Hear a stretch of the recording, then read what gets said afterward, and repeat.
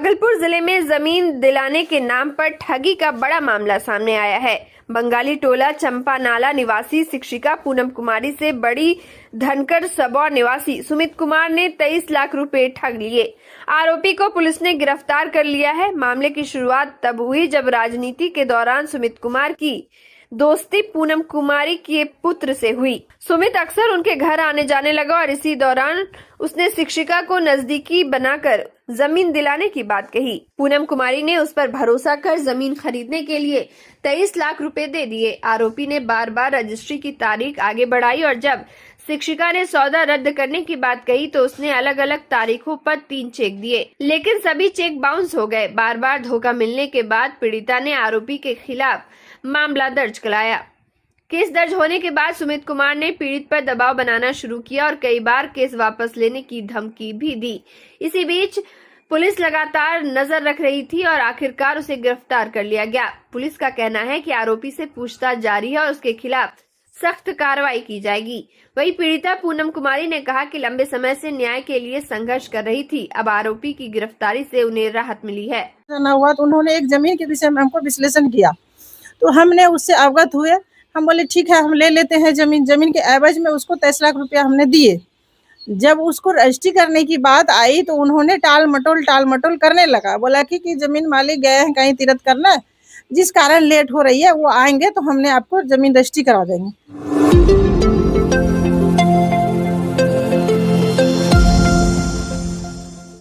बिहार सरकार ने महिलाओं को आत्मनिर्भर और उद्यमी बनाने के उद्देश्य से एक महत्वाकांक्षी योजना की शुरुआत की है। मुख्यमंत्री ने घोषणा की है कि राज्य में हर घर की महिला को उद्यम की दिशा में पहला कदम बढ़ाने के लिए 10,000 रुपए की राशि दी जाएगी। भविष्य में उद्यम को विस्तार से देने और महिलाओं को आर्थिक रूप से मजबूत बनाने के लिए 2 लाख तक की अतिरिक्त सहायता भी प्रदान की जाएगी। इसी क्रम में योजना को सफलतापूर्वक लागू करने के लिए शनिवार को भागलपुर के समीक्षा भवन में जिलाधिकारी डॉक्टर नवल किशोर चौधरी की अध्यक्षता में महत्वपूर्ण बैठक आयोजित की गई। बैठक में संबंधित विभागों के पदाधिकारी मौजूद रहे।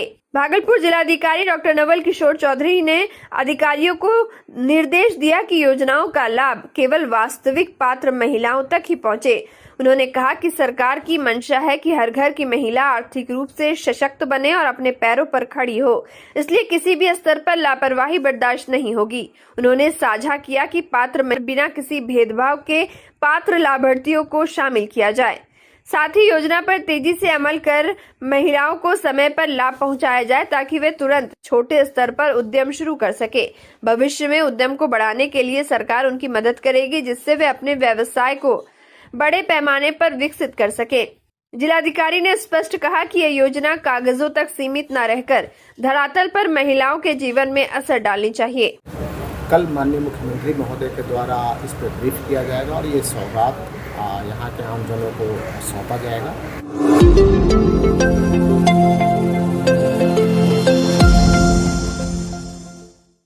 भागलपुर जिले के नाथनगर थाना क्षेत्र के अजमेरीपुर गांव में हादसे के दौरान 2 मासूम बच्चों की मौत नदी में डूबने से हो गई, जबकि एक बच्चा गंभीर रूप से घायल हो गया। ग्रामीणों से मिली जानकारी के अनुसार तीनों बच्चे गांव के समीप रसीदपुर घाट पर नहाने गए थे। इसी दौरान वे नदी की गहराई में चले गए और डूबने लगे। स्थानीय लोगों की मदद से तीनों को बाहर निकाला गया, लेकिन 2 बच्चों की घटनास्थल पर ही मौत हो गई।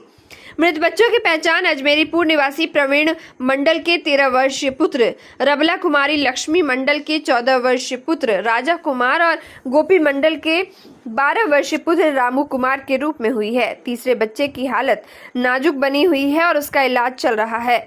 इधर सूचना मिलते ही थाना अध्यक्ष राजीव रंजन सिंह अपनी पुलिस टीम के साथ मौके पर पहुंचे। दोनों शवों को कब्जे में लेकर पोस्टमार्टम के लिए भेज दिया गया है।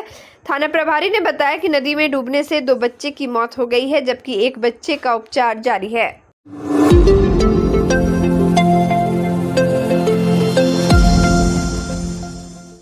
भागलपुर में कला संस्कृति एवं युवा विभाग बिहार एवं जिला प्रशासन भागलपुर के संयुक्त तत्वाधान में युवा अभिव्यक्ति कार्यशाला का भव्य समापन समारोह आयोजित किया गया। यह कार्यक्रम अंग सांस्कृतिक भवन भागलपुर संग्रहालय परिसर में संपन्न हुआ। कार्यक्रम को लेकर भागलपुर कला संस्कृति पदाधिकारी अंकित रंजन ने कहा कि इस कार्यशाला का उद्देश्य युवाओं की प्रतिभा को मंच उपलब्ध कराना और उन्हें कला एवं संस्कृति के क्षेत्र में प्रोत्साहित करना है। समापन समारोह में भागलपुर सहित आसपास के क्षेत्रों से आए कलाकारों ने अपनी कला और हुनर का शानदार प्रदर्शन किया। इस अवसर पर महिला मंजूषा कलाकारों की समूह चित्र प्रदर्शनी, फोटोग्राफी प्रदर्शनी, नाटक मंचन के साथ शास्त्रीय नृत्य और वाद वादन की मनमोहक प्रस्तुतियां हुई। प्रदर्शनी में युवा फोटोग्राफरों की रचनात्मकता साफ झलक रही थी। वहीं रंगमंची प्रस्तुति के माध्यम से सामाजिक मुद्दों को प्रभावी ढंग से सामने लाया गया। कार्यक्रम के दौरान सभी प्रशिक्षकों और प्रशिक्षुओं को प्रमाण पत्र भी प्रदान किए गए। जिला प्रशासन भागलपुर ने कहा कि इस प्रकार की कार्यशालाएं न केवल युवाओं की रचनात्मकता को बढ़ावा देती है, बल्कि उन्हें समाज से जुड़े और अपनी सांस्कृतिक विरासत से गहराई से परिचित होने का अवसर भी देती है। मैं आपको अवगत कराना चाहूँगा कि यदि विज्ञान जो वैज्ञानिक रूप से कुछ भी निर्माण हुआ है, यदि हम इमोशंस उसमें डाल दें तो चीज़ें अलग होगी, और यदि किसी ह्यूमनॉइड या ह्यूमन बीइंग से यदि इमोशंस निकाल दें तो मशीन हो जाएगी। मशीन और इंसान में एक ही अंतर है, जो हमारा इमोशंस है, हमारा जो कॉर्टेक्स लेवल का डेवलपमेंट है, हमारा जो ब्रेन का डेवलपमेंट, स्पेशली मिड ब्रेन का डेवलपमेंट है, ये यूनिक चीज़ें हैं, ऊपर वाले ने दिया है। तो उस मिड ब्रेन के डेवलपमेंट को भी हम लोग प्रॉपर्ली यूज़ करें, कॉर्टेक्स के डेवलपमेंट को हम लोग यूज़ करें।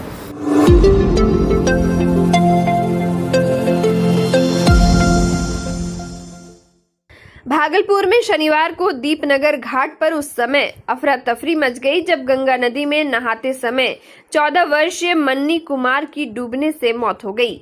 मृतक मन्नी कुमार लीगल महतो का पुत्र था। जानकारी के अनुसार मन्नी अपने दोस्तों के साथ गंगा स्नान करने गया था। नहाते नहाते वह अचानक गहरे पानी में चला गया और डूबने लगा। साथियों ने कड़ी मशक्कत कर उसे नदी से बाहर निकाला, लेकिन तब तक उसकी सांसें थम चुकी थी। सूचना मिलते ही परिजन मौके पर पहुंचे और बच्चे का शव देखकर विलाप करने लगे। पूरे परिवार का रो रो कर बुरा हाल है। इधर पुलिस ने मौके पर पहुंचकर शव को अपने कब्जे में ले लिया और पोस्टमार्टम की प्रक्रिया शुरू कर दी।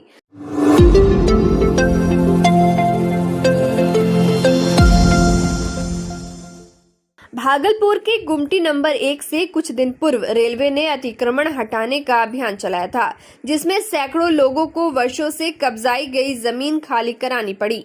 अब रेलवे की ओर से उसी स्थान पर अंडरपास का निर्माण कराया जा रहा है, लेकिन इस अंडरपास को लेकर स्थानीय लोगों में नाराजगी देखने को मिल रही है।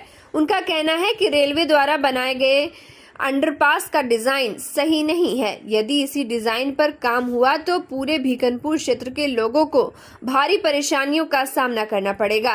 स्थानीय लोगों ने कहा कि इस मार्ग में हर साल मूर्ति विसर्जन के लिए प्रतिमाएं ले जाई जाती है। ऐसे में अंडरपास बनने के बाद प्रतिमा विसर्जन के दौरान भी बड़ी दिक्कत होगी।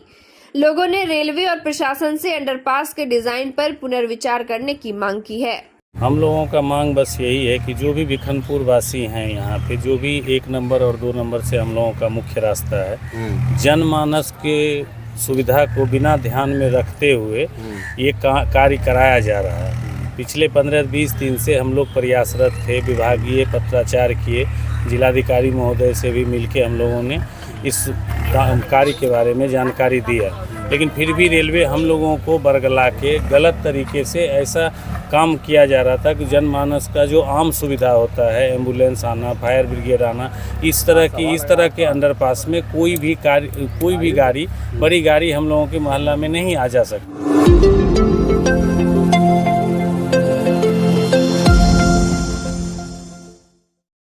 भागलपुर जिले में शनिवार को अनंत चतुर्दशी पर्व बड़े ही धूमधाम और श्रद्धा के साथ मनाया गया। सुबह से ही श्रद्धालुओं ने स्नान ध्यान कर घरों और मंदिरों में भगवान विष्णु के अनंत रूप की पूजा अर्चना की।